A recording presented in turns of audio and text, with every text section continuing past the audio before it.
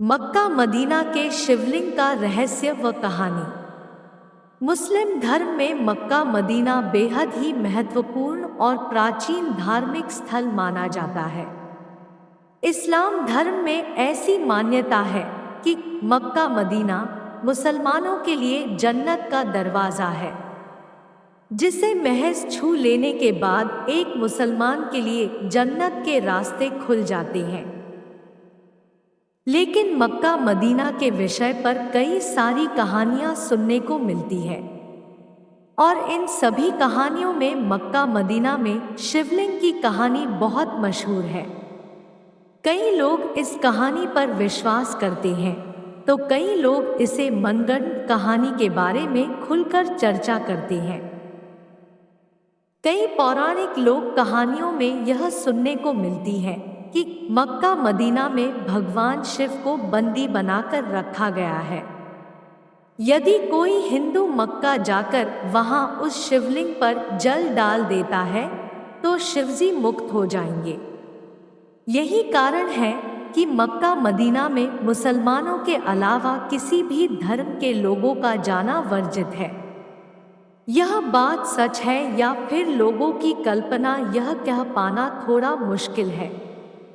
Mecca Medina में शिवलिंग है या नहीं, यह जानने के लिए हमें मक्का मदीना की कहानी को पहले विस्तार से समझना होगा, जिसके बाद ही हम यह बात स्पष्ट रूप से जान पाएंगे कि मक्का मदीना में कोई शिवलिंग है भी या नहीं।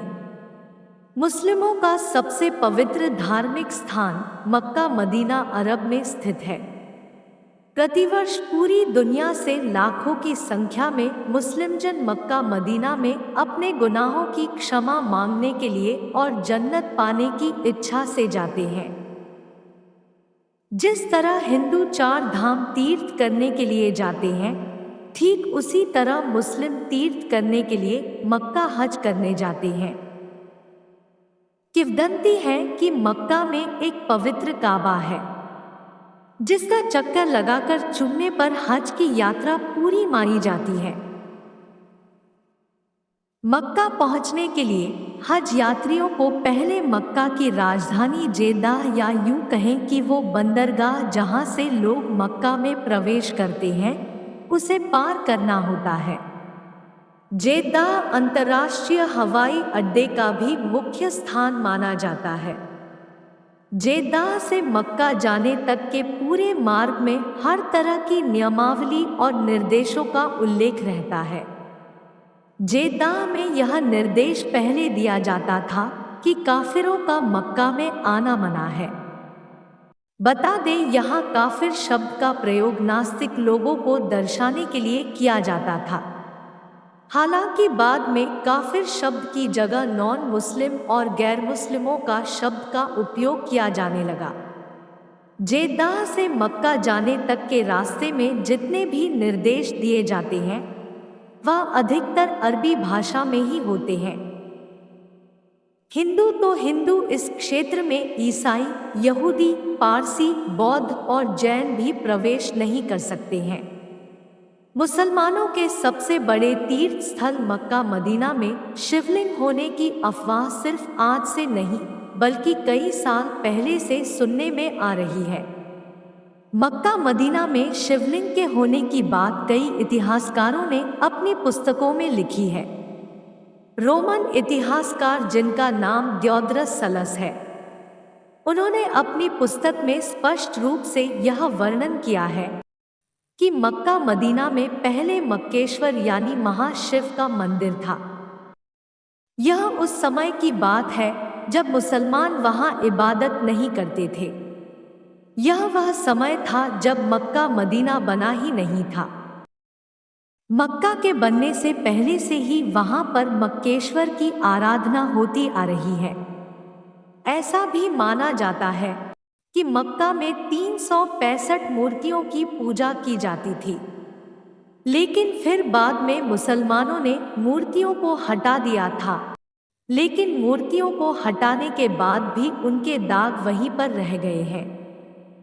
इतिहासकार तो हमेशा ही कहते हैं कि मुसलमानों के आगमन से पहले ही मक्का में इबादत की जाती थी।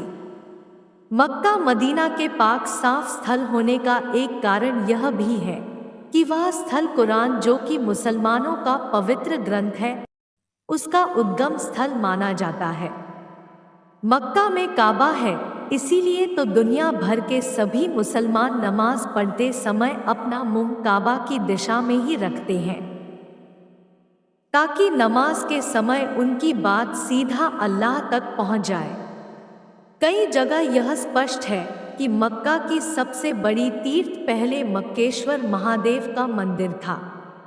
कई प्राचीन कहानियों में इस बात का भी जिक्र मिलता है कि मक्का में बहुत बड़ा काले रंग का शिवलिंग था जिसकी लोग पूजा करते थे।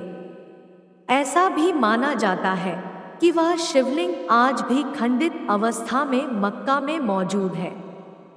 शिवलिंग को एक क्यूब आकार बॉक्स बनाकर घेर दिया गया है, ताकि हिंदुओं को कभी भी इस बात की भनक ना पड़े और लोग इसी कमरानुमा घर की इबादत करते हैं।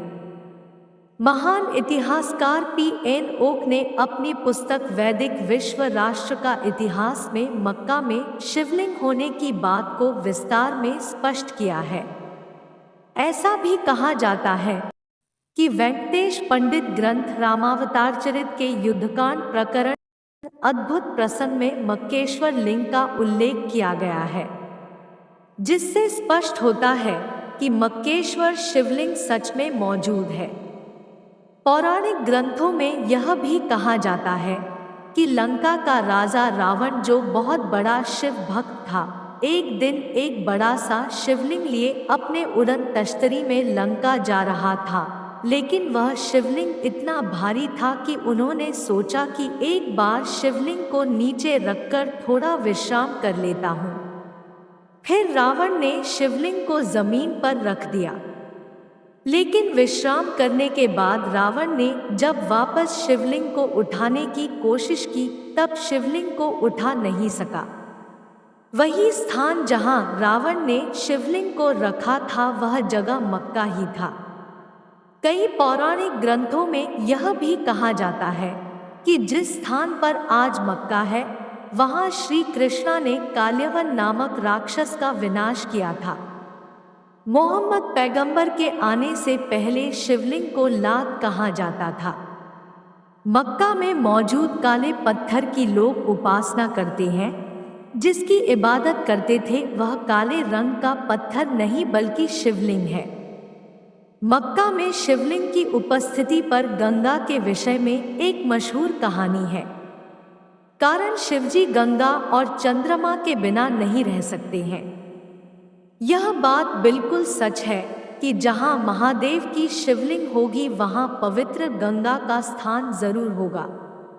मक्का के काबा के पास पवित्र झरना बहता है, जिसके पवित्र जल को ग्रहण करके लोग धन्य हो जाते हैं। मुसलमान इस पवित्र झरने को आबे जमजम के नाम से पुकारते हैं। हज करने के बाद मुस्लिम लोग इस पवित्र जल को अपने बोतल में भरकर अपने साथ ले आते हैं। यह समानता बिल्कुल वैसी है जैसे लोग गंगा के निकट गंगाजल को अपनी बोतल पर भर लेते हैं। मक्का में हज के दौरान कई सारी रीतियां वैसे ही निभाई जाती हैं जैसे हिंदुओं में पूजा के समय निभाई जाती है। लेकिन जैसा कि हमने आपको पहले भी कहा था, मक्का मदीना में शिवलिंग है या नहीं इस बात को स्पष्ट प्रमाण नहीं मिला है, इसलिए आज भी यह कहानी सिर्फ एक अवधारणा और लोक कथा ही है। दोस्तों, अगर आपको वीडियो पसंद आई है तो वीडियो को लाइक करें, शेयर करें और ऐसे ही नए नए वीडियो देखने के लिए चैनल को सब्सक्राइब करें। धन्यवाद।